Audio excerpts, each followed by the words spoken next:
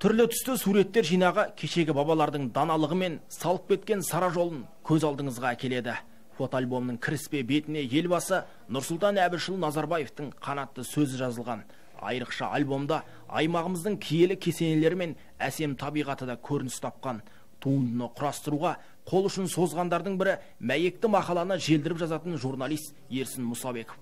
Қарымды қаламгер тарихи орындар туралы деректерді туындыға түсіру үшін күндіз-түні тынбай ізденіпті. Осы мақсатта үлкен ізденістер атқарылды. Жемісті еңбек жасадық деп ойлаймын редакциялық алға. Бірнеше рет сол альбом жарық көрген баспада болып, Астана қаласында сондағы қызметкерлермен шығармашылық байланыста болып, онда фотосуреттер жинау. Мысалы, Темірғали Аршабек есімді ағамыз, тарихшы белгілі,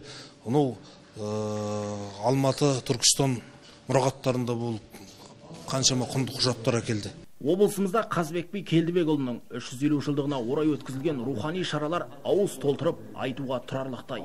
Биыл тамыз айының 19-ында Байталман мәмлегердің тойын бұқара мен билік ат тұяғын дүбірлетіп, бөркін аспанға атқызып дүркіретіп тойлады. Қаздауысты Қазбек би жолымен бабаларға тағзым атты халықаралық автокеруеннің алғашқы бағыты Қарқаралы ауданының Егіндібұлақ ауылында бастау алған болатын.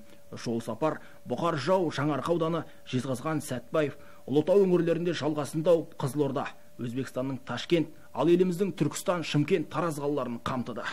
Бірақ осы жерде Қарағандының әкімшілік корпусы рухани жаңғыру бағдарламасын өте ұтымды, сәтті жүзеге асырды деп айтуға болады. Сол себепті бұл бір ғана рухани жаңғыру бағдарламасының жұмысына қатысқан адам ғана емес, барлық ел, барлық халық болып бір сілкіндік десек болады. Ақындар мен қоғам қайраткерлері және журналистер, әншілер Төле би, Әйтеке би және Қазбек бидің басына Құран оқытып тағзым жасады. 28 адамнан құралған керуен мүшелері 5500 шақырым жолды 13 күнде бағындырған. Ал шалғай жерлерге табаны тиіп рухани рахымға өлеген халық қалаулысы Бекзат Алтынбеков алған әсермен былайша бөлісті. Осы керуенді ұйымдастырып, жолға ақ батамен шығарып салған біздің Қарағанды облысының әкімі Ерлан Жақанұлы Қошан мырзаға осы жер жүлде жүргенімізде әр сапарымызда алғысымызды айтып, жолаушының тілегін қабыл етер деген ниетпен осы еліміздің, жеріміздің амандығын, азаматтарымыздың еңсесінің биік мәртебелі болған Алладан тілеп жүрдік. Қазақ пен қалмақтың бітімшісі болған көрнекті қайраткерге арналып 2 томдық кітапта осы жылы баспадан басылып шықты. Сонымен қатар халықаралық ақындар айтысы, жыршылар мен термешілер байқауы ұйымдастырылды. Синкретті өнер сайысында Қазақстан мен Монғолия, Қырғызстаннан келген азулы ақындар бақталастырды.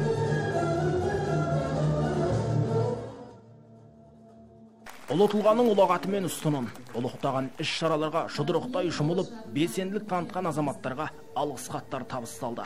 Қысқасы, салиқалы салмақты ойдың ұшқыры, қызыл тілдің шебері, Қаздауысты Қазбек би мирасы рухани жаңғырудың жарқын көрінісі болып қала бермек. Жанбота Рахметуллаұлы, Әлжан Тілеуұлы, Роман Капулов, Сарыарқа телеарнасы.